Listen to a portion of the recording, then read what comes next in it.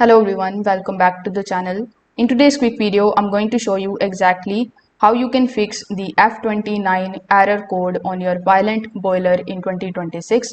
So first of all, let's understand why this particular error actually occurs and what it usually means. So when you see this type of F29 error code on your Vaillant boiler, it usually means that the boiler has experienced a flame loss during the operation. So in simple terms, the burner successfully ignited, but the flame suddenly went out while the boiler was running, causing the system to lock out for safety purposes.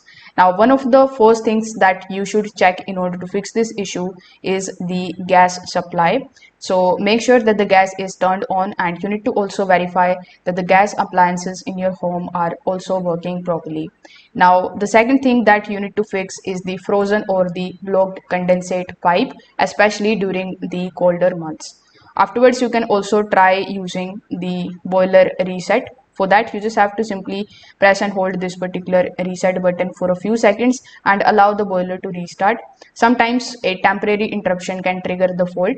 So if the error keeps running after doing all of these things, it means that the issue could be relating to the faulty ignition electrode or gas valve or flue blockage or PCB fault or some kind of problems with the boiler's flame detection system. So these types of components require professional testing and repair.